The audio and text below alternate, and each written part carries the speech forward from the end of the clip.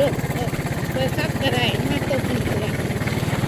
คือว่าไปขับเฮ้ยเจ้าชีวิตเนี่ยเจ้าเล่นข้าวโอเค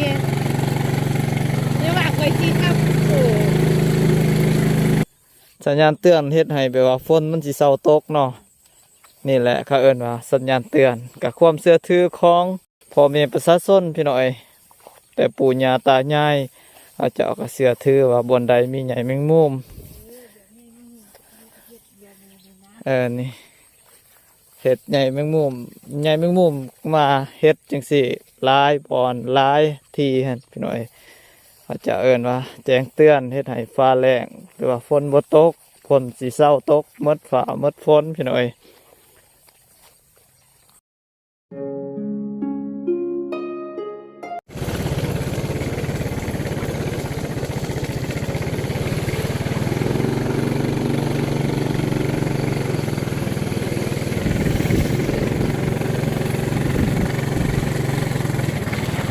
คือว่าไปขับเฮ้ยเจ้าชีวิตเนี่ยเจ้าเล่นข้าวโอเคเดี๋ยวว่าไปที่ขับโอ้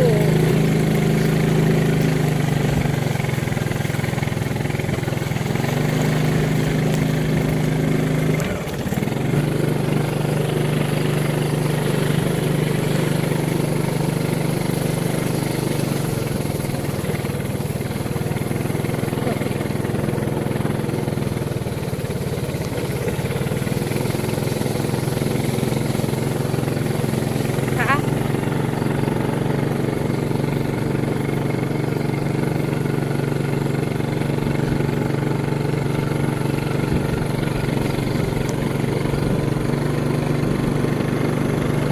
เจ้ากับพ่อเจ้าคอยกับพ่อคอยและน้ำใจเจ้าของ ก็กันเจ้าก็เจ็บตีเจ็บหัวเข่าหันไปวายจังหรอกอันนี้จะเจ็บหัวเข่า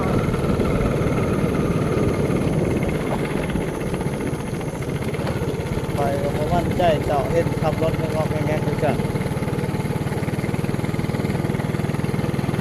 ก็ใหญ่ขับรถกระเป๋าเส้นทางเมื่อหายเมื่อหน้าพี่น้องเอ้ย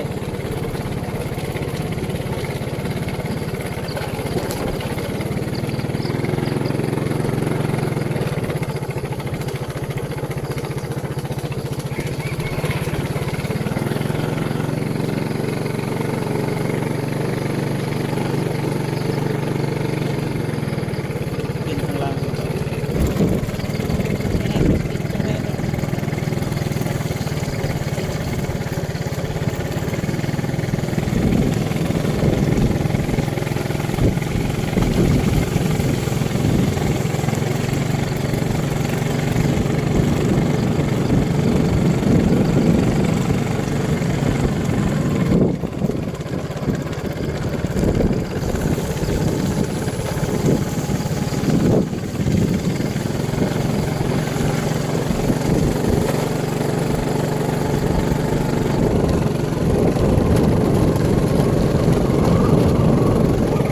บอกลงมาพี่น้องเอ้ยจนสิบ่เห็นทาง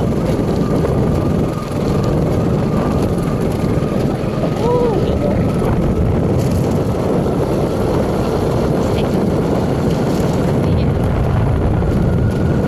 เลิศกึบเนาะโอ้ยเย็นขนาดเนาะ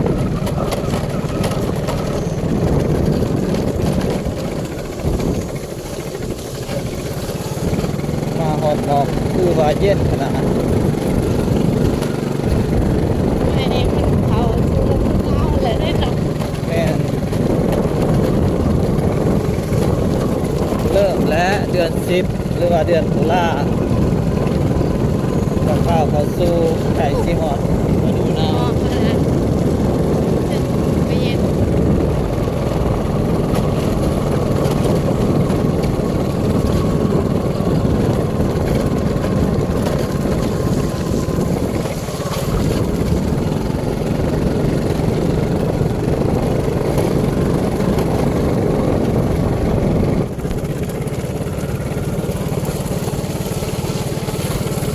อยู่กับอากาศเย็น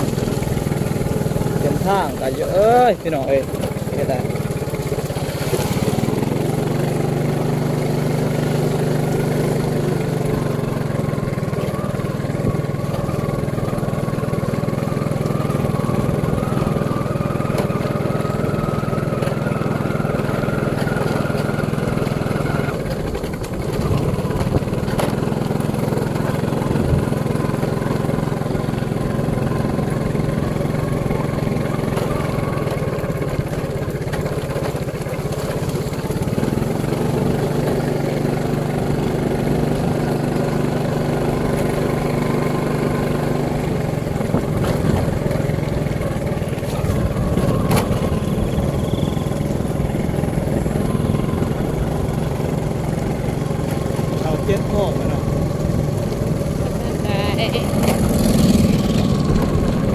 7 โมงแล้วตอนนี้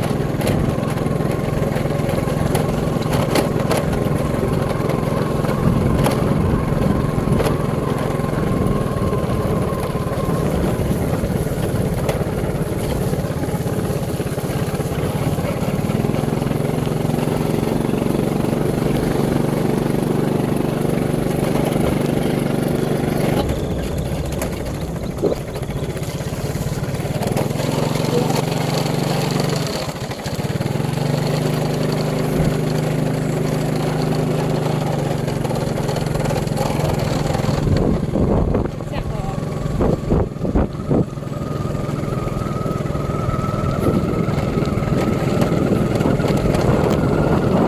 แล้วต้นใหม่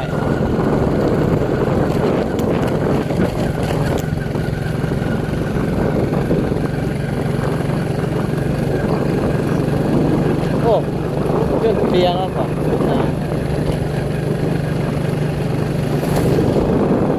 เบิ่งตะเวนกำลัง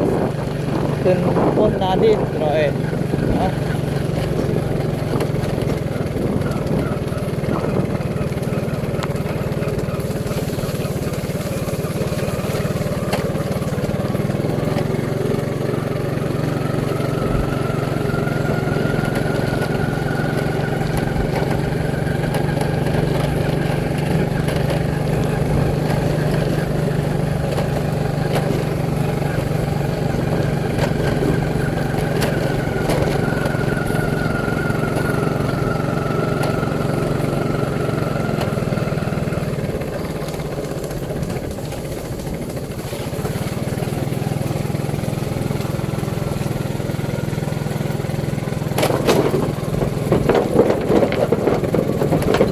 พวกแม่นางเซ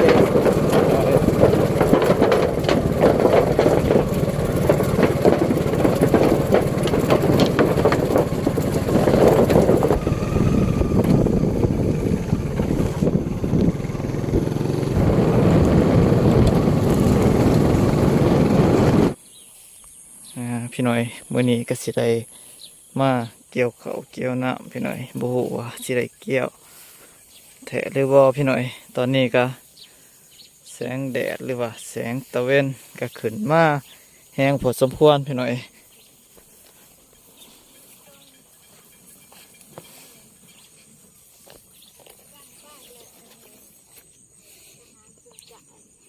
เออมีใหญ่แมงมุมบ่ยันว่าฟ้ามันสิแหลงมันสิเศร้าตกเลยพี่หน่อยแต่ว่าบ่ฮู้ว่าสิแม่นแท้หรือบ่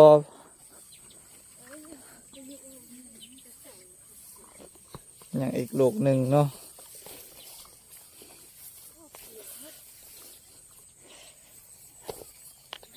น้ำมีสร้างเกินน้ำขางน้ำหมอก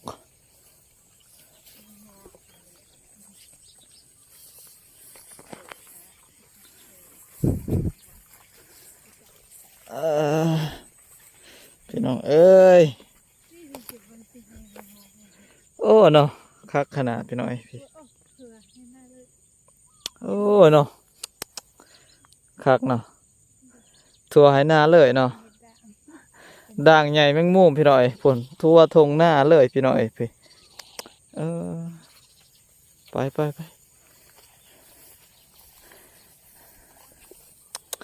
ขนาดพี่น้อยสัญญาณเตือนเฮ็ดให้แบบว่าฝนมันสิเศร้าตกเนาะนี่แหละเขาเอิ้นว่าสัญญาณเตือนกับความเชื่อถือของพ่อแม่ประชาชนพี่น้อยแต่ปู่ย่าตายายอาจจะเอากระเสือถือว่าบนใดมีใหญ่แมงมุมนี่เห็ดใหญ่แมงมุมมาเห็ดจังสี่หลายบอนหลายทีฮะพี่น้อยอาจจะเอิ้นว่าแจ้งเตือนเฮ็ดให้ฟ้าแรงหรือว่าฝนบ่ตกฝนสิเศร้าตกหมดฟ้าหมดฝนพี่น้อย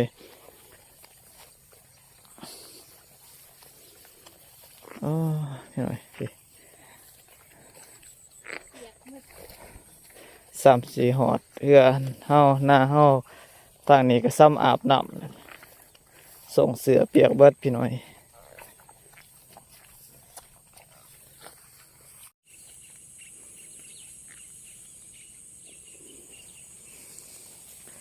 เห็ดถั่วทงหน้าเลยนะถั่วพันหน้าพี่น้อยพุ่นส่องเปิงสิเห็นมันกระทบสายกับแสงแดดเนาะคักเลยพุ่นแม่นคือว่าลายพิลึกพิโลเนาะ มันก็ลองเย็นที่จะเดี๋ยวว่ามันแบบอย่าง มันเป็นคืออันนั้นบอนอันนั้นพัดลมหั่นนะผ้าพัดลมผ้าอัดพัดลมหั่นดิบอนตานางกันขี้ฝุ่นเขากันอันนั้นแมงไม่เขา แต่ว่ามันเห็ดอัดแบบอัดกลางหน้านะ เออ แบบหมุน เฮ็ดคือมุงกลางเนาะนี่ก็มันลายพิลึกเนาะ